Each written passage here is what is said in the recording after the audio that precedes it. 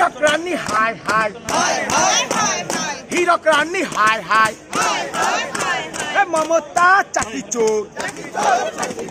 চাকরি চোর চাকরি চোর মমতা চাকরি চোর সবাই স্লোগান দিন